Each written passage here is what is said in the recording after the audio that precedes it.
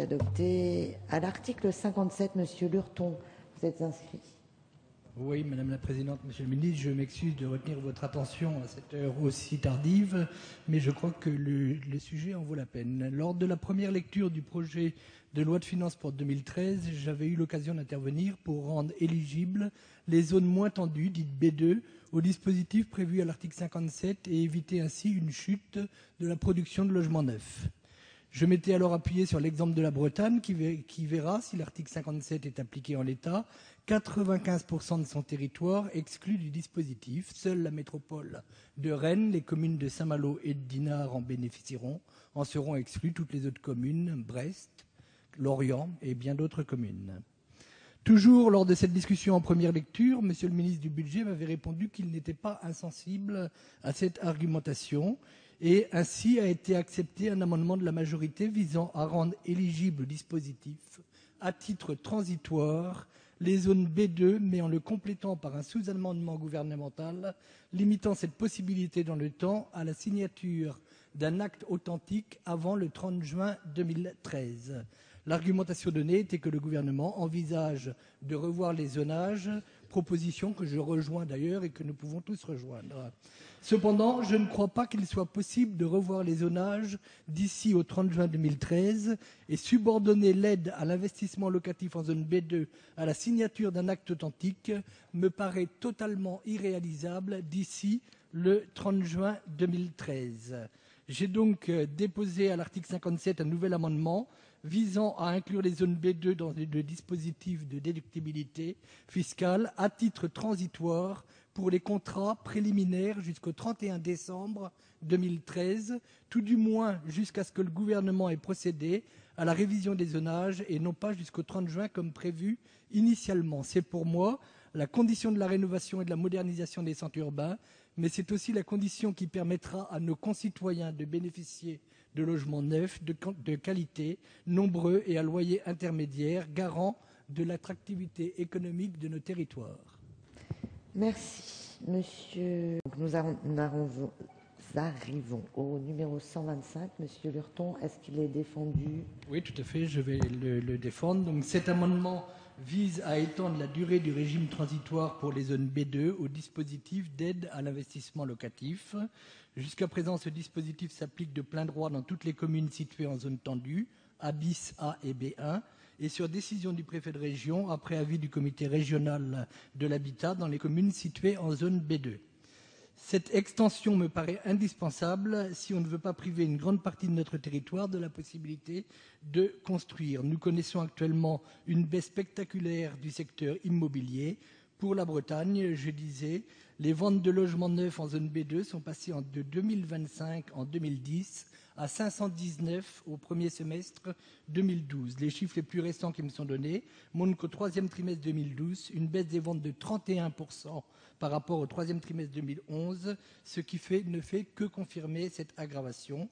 Il me paraît donc urgent de prendre des mesures susceptibles de relancer la construction et que les zones B2 soient pleinement associées au dispositif qui nous est présenté, au moins à titre transitoire, pour les contrats préliminaires signés jusqu'au 31 décembre 2013, sans subordination à la signature d'un acte authentique avant le 30 juin, comme proposé par le rapporteur en première lecture.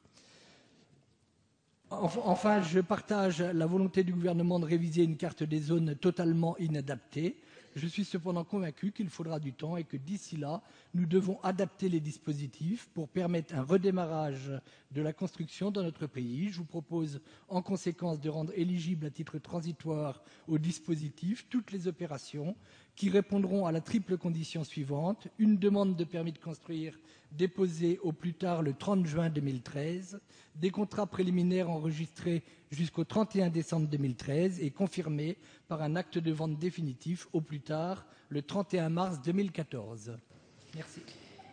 Merci. Monsieur Carrez, souhaitez-vous compléter puisque vous êtes auteur d'un amendement? Oui, c'est le même amendement que M. Lurton a parfaitement exposé. Je me bornerai à ajouter une chose, Monsieur le Ministre, c'est que vous-même, vous êtes conscient du problème, puisque vous avez prévu un SAS de 6 mois jusqu'au 30 juin, qui consiste à conserver la zone B2. Et ça rend d'autant plus raisonnable l'amendement qu'a proposé Monsieur Lurton, parce qu'on ne propose pas de rendre définitif l'inclusion de la zone B2, mais de donner un peu plus que ces 6 mois qui, objectivement, paraissent trop courts. Monsieur le rapporteur général, votre avis sur ces amendements? Nous ne sommes pas favorables à vos amendements, mes chers collègues. Vous avez donné la réponse dans votre présentation. 1, vous avez dit « Nous sommes d'accord, comme vous, pour revoir les zones ». Le ministère s'y est engagé, les zones seront revues. 2, vous l'avez rappelé, pendant 6 mois, il y a une période transitoire. C'est-à-dire que pendant les 6 premiers mois, les zones B2 seront entièrement éligibles. 3, vous l'avez rappelé, au-delà de ces 6 mois, les préfets auront tout pouvoir, après un avis du CRH, pour pouvoir accorder des agréments dans les zones B2. Je veux dire, on a franchement, sur cette affaire, mis toute la souplesse qui méritait de l'être, et que vous avez d'ailleurs vous-même appelé de vos voeux. Mais très honnêtement, je crois que les délais, la procédure qui a été fixée, permettent de travailler en toute confiance. Et je dirais même que mettre des délais encore plus longs conduirait peut-être les uns et les autres à s'assoupir un peu et ne pas se mettre en condition pour pouvoir réviser les cartes. Non, mais on sait très bien, Monsieur le Président, comment ça se passe parfois, hein. On attend toujours la veille de l'échéance pour se mettre en condition pour traiter les dossiers. Si on a dit pourquoi 6 mois, parce qu'on a dit les préfectures ne seront pas prêtes à traiter les dossiers, il faut l'avis du CRH, etc. Mais si on leur donne un an, je veux dire, ils vont commencer à se préparer dans 6 mois. Donc défavorable, mais j'en comprends l'esprit, j'en partage la finalité, mais je crois que les dispositions ad hoc sont déjà prises. Merci. Monsieur le ministre, à l'avis du gouvernement. Oui, très brièvement pour dire à monsieur le député que effectivement le dispositif du FLO avait vocation à se concentrer essentiellement sur les zones dans lesquelles le déséquilibre entre l'offre et la demande de logement était le plus important, d'où le fait qu'au départ il était réservé aux zones A et B1. Vos préoccupations ont été entendues sur les zones B2. Nous considérons que la période transitoire que nous avons mise en œuvre est suffisamment longue, sauf si nous l'étendions, à disperser au bout du compte les avantages du dispositif du FLO vers des zones vers lesquelles les besoins ne sont pas prioritaires, d'où le fait que le gouvernement préfère maintenir son dispositif en l'état et suit l'avis du rapporteur par rapport à votre amendement. Monsieur Lurton.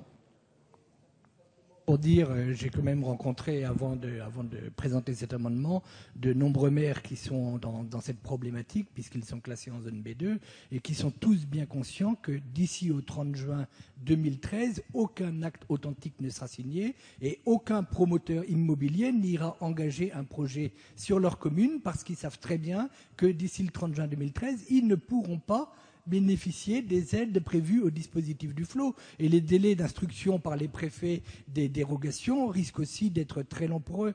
Donc vraiment, moi je crois que cette prolongation du délai au-delà du 30 juin était nécessaire. J'ajouterais qu'une de mes collègues de la majorité, Madame Le Dissez, maire de Planquette et députée des Côtes-d'Armor, a posé lors des questions orales sans débat la même question que je viens de vous poser. Et à cette question, Madame Escoffier l'avait tout à fait rassurée sur ce point, sur la difficulté rencontrée par cette date du 30 juin 2013.